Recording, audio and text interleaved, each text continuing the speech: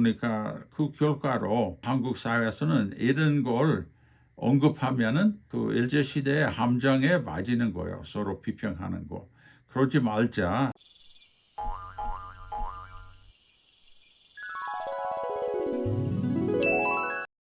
안녕하세요. 여기 마크 피터슨이에요. 오늘 제가 성시에 대한 차별관계, 둘째 얘기를 하겠습니다. 지난번에 천방지, 추, 마골비 관계 얘기를 했는데 이번에 새롭게 차별하는 성시도 있어요. 그것은 문호, 거기, 세차반이라는 거예요.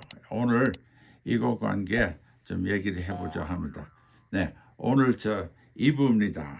7개 성시는 제가 지난번에 천방지 할 때 여러 사람은 댓글에 문어 고기 채차반이라고 답변을 했어요. 이것도 안 좋다 하는 성시라고 한 차별하는 일이 있어요. 한국말에는. 그러니까 제가 지난번에 언급하듯이 이것은 천민의 성시가 아닙니다. 천민은 성은 없었어요. 노비는 성도 없었고 20세기 때까지 또 양민도 성은 원래 없었다가 첨첨차로 18세기, 19세기는 성을 좀 생겼어요. 양인이라고 해도. 그런데 지난번에 중고로 보여줬는데 문과나 무과 시험을 급제한 사람들이 그 성씨는 양반의 성씨라고 해요. 또 성씨, 문과 시험을 볼 때 자기 이름하고 사조를 해야 되잖아요. 자기 아버지, 할아버지, 증조 할아버지하고 외조 할아버지 이름을 좀 알려줘야 시험을 볼 수가 있었는데 이분들 시험 있으면 틀림없이 양반급이라고 좀 말할 수가 있습니다. 그러니까 이 시험, 문과 시험이나 무과 시험이나 사마 시험, 진사 생원 시험이면은 틀림없이 양반이라는 거 알 수가 있습니다. 그러니까 이번에 좀 봅시다. 문시서부터. 문시는 틀림없이 양반이에요. 말할 것도 없는데 인구도 많고 44만 명인데 또 남평 문시는 제일 큰 본관인데 거기서는 문과는 38명, 무과는 92명인데 분명히 양반급이에요. 근데 재미있는 게 문시는 본관도 있습니다. 남평 문시는 제일 많고 아주 99%인가? 네, 그래요. 근데 장년 문시도 있어요. 장년 문시는 고려에 문과 하나 했고 조선에 들어와서 무과는 6명. 근데 지금 인구는 51명밖에 없습니다. 네, 재밌어요. 또한 감천 문시는 문과는 9명. 지금은 인구는 1000명밖에 없는데도 조선시대에 9명 급제하는 것은 아주 많은 거예요. 또한 장선 문시도 있고 고려시대 문과 하나 했고요. 지금 인구에는 19명밖에 없는데 또 강성 문시도 있고 그 문시는 시험 성공은 없지만 인구는 2,900명밖에 없는데 근데 문익점이 여기 강성 문시라고 하대요. 근데 남평 문시 족보에도 문익점시 나와요. 그러니까 이거 약간 애매한 점이에요. 근데 애매 없는 점이 문시는 양반급이다 한 거예요. 둘째는 어시 물고기 어자 함종 어시는 문과는 24명, 무과는 16명, 모두 16,000명인데 틀림없이 양반이라고 할 수가 있습니다. 또 저기 함종 이외에도 충주 어시는 무과는 상당한 시험 급제 성공했었어요. 또 경흥 문시도 있고 그분들도 무과에 성공을 했었어요. 그러니까 틀림없이 어시도 양반급이에요. 다음에는 고시는 질문할 필요는 없습니다. 제주고시는 문과는 34명. 근데 무과를 보세요. 200명 넘어요. 또 인구는 상당히 많고요. 제주고시는 틀림없고. 근데 그 제주고시 외에도 본관들이 있어요. 장흥고시는 문과 상당히 많아요. 인구에 비해서 제주고시보다도 많은데 28명 문과. 또 무과는 좀 조금 7밖에 없지만 지금 인구는 이것 좀 애매한데 7만 5천 명도 있고 장택 고시도 있고 3만 8천 명도 있다고 해요. 또한 개성문치는 상당히 문과에 성공적이에요. 12명, 무과는 14명, 인구는 1만 8천 명밖에 없어도 또 횡성문치도 있어요.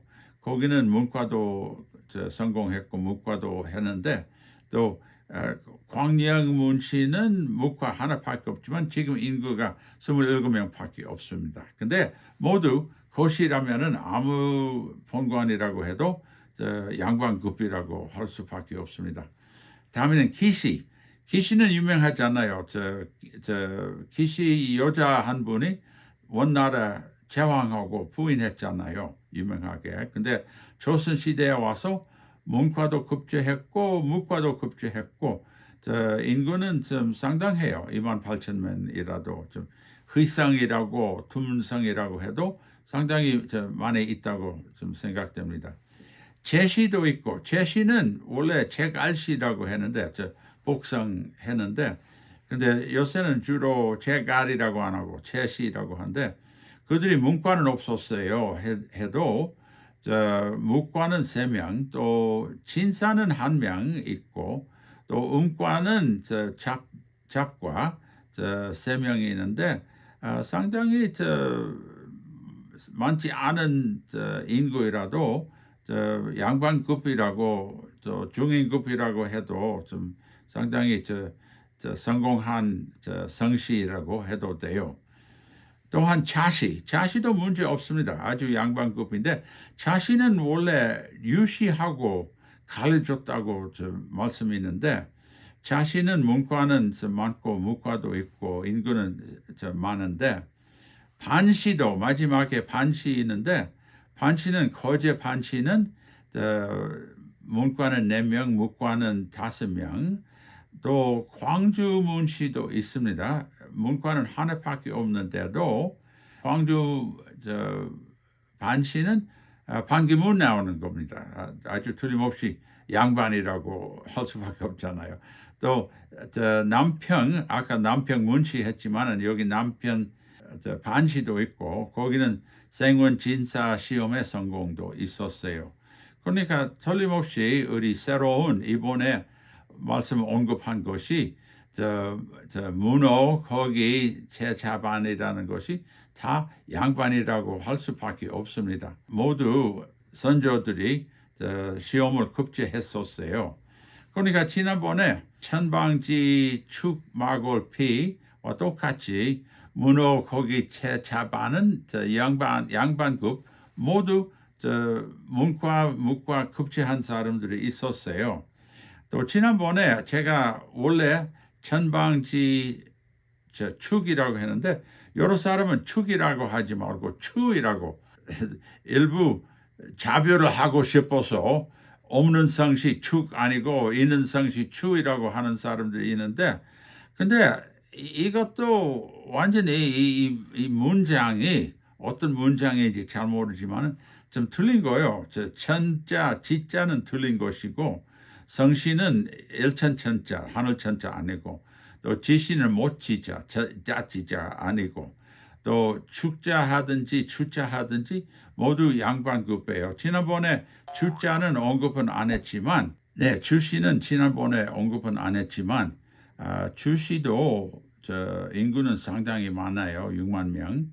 또 전주 주시, 장흥 주시, 전주 주시는 생진 시험에는 성공 있고 무과도 1명인데 장흥 주시는 무과는 하나밖에 없지만 모두 출시도 역시 양반급이라고 할 수가 있습니다. 네. 그러면 결론으로 이 이름들 모두 양반급인데 양반 아니라고 하는 사람은 일제시대의 함정에 빠지는 거예요. 무슨 소리냐면은 일제시대는 일부러 조선진을 낮추려고 하는데 분단을 시키려고 좋은 성씨, 나쁜 청씨 뭐 이런 것을 사람을 분단, 사람 서로 나는 좋다, 너는 나쁘다 이렇게 하기 위해 식민지 주인들 그런 목적이 있지 않을까요? 그러니까 그 결과로 한국 사회에서는 이런 걸 언급하면은 그 일제시대의 함정에 빠지는 거예요. 서로 비평하는 거. 그러지 말자. 이 사람들도 모두 모든 큰 성씨와 똑같이 양반급이라고 똑같이 좋은 가문이라고 좀 할 수가 있습니다. 네, 나는 어쨌든 그런 입장으로 이거 좀 해석하는 건데 동의하든 동의 안 하든 댓글에 글을 좀 써주세요. 네, 이것으로 마치겠습니다. 네, 안녕히 가세요.